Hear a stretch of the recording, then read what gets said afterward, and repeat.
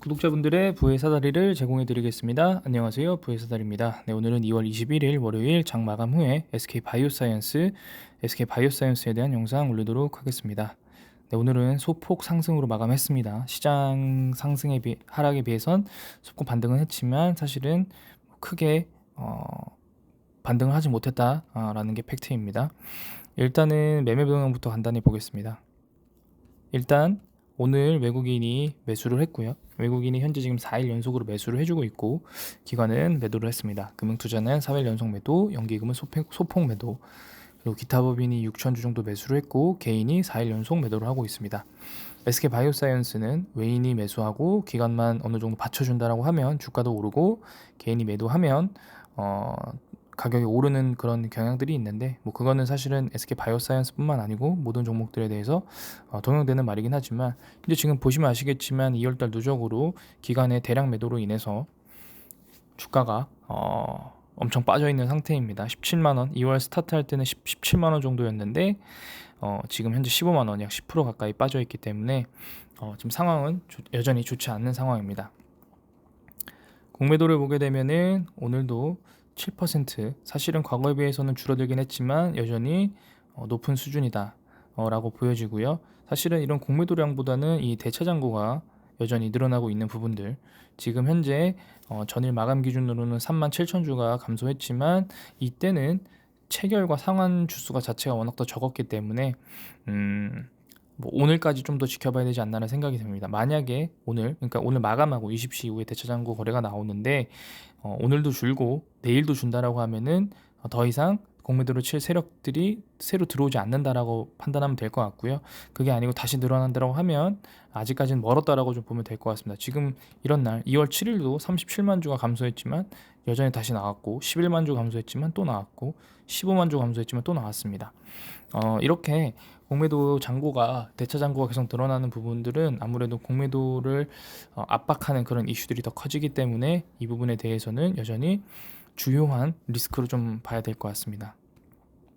시황을 보게 되면은 별다른 내용들은 없습니다. 지금 보게 되시면은 뭐 2월 저조한 성적표에 속타는 개미들, 네, 당연히 저조하죠. 백신주 같은 경우에도 지금 시황이 안 좋고, 그리고 SK 바이오사이언스도 자체적인 긍정적인 뉴스들이 더 이상 없기 때문에, 왜냐하면은 GBP510은 아직 상반기이기 때문에 아직도 한 4개월 정도, 3개월 정도 남았고요. 그리고 노바백스도 주가가 좋지 않고, 그리고 추가적으로 아직까지도 FDA 승인이 나지 않고, 그리고 지금 미국 같은 경우에는 그 일일 확진자 수가 점점 줄어들고 있고, 영국은 지금 마스크 부분에 대해서도 해제를 검토하고 있는 부분들, 그런 부분 때문에 지금 이렇게 상황이 좋지는 않습니다. 다만 노바백스가 승인된 국가에서는 현재 노바백스를 접종하려는 그런 사람들이 늘어나고 있기 때문에 노바백스를 한정해서는 주가 상승의 여력이 있지 않나라는 좀 생각이 듭니다.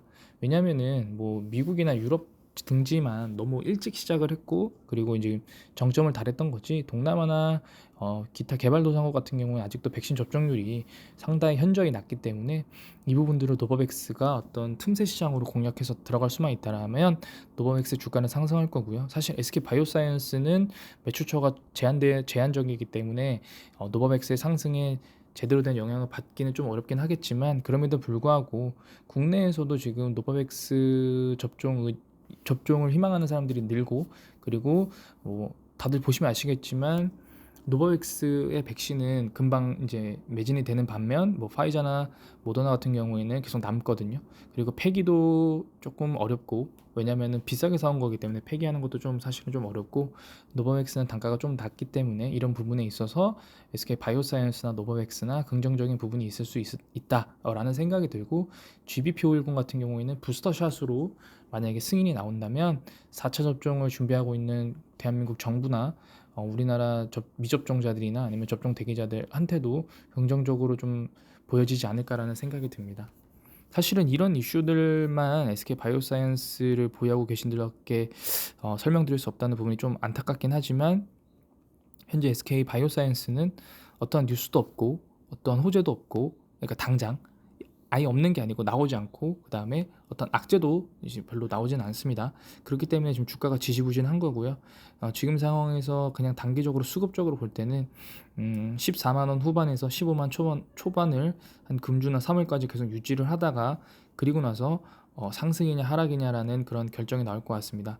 왜냐하면은 사실은 2월이 지나고 한 3월 정도 되면 우리나라도 확진자 수가 많이 꺾인다라고 하면은 사실은 더 이상 상승 모멘텀은 좀 제한적이지 않나라는 좀 모습이 보이고요. 만약에 3월이 돼도 확진자 수가 계속 늘어나고 그리고 대선이 지나고 나면은 이제 백신 쪽이나 거리두기 이쪽 부분에 대해서도 좀 관심을 가질 텐데 그 부분에 대해서 정부의 스탠스에 따라서 어떤 주가의 움직임이 좀 달라지지 않을까라는 좀 생각이 듭니다. 어, 안타깝게도 SK 바이오사이언스 자체적인 어떤 그런 이슈로 상승과 하락을 하기에는 현재 지금 많은 동력을 잃은 상태이고 시장의 관심도 많이 빠져 있는 상태이긴 하지만 그럼에도 불구하고 SK 바이오사이언스가 앞으로 어떤 집중적인 투자와 그다음에 파이프라인의 다각화 등을 통해서 시장에서 또 다른 사업으로 주목을 받는 날이 올 수 있을 거라고 생각을 합니다.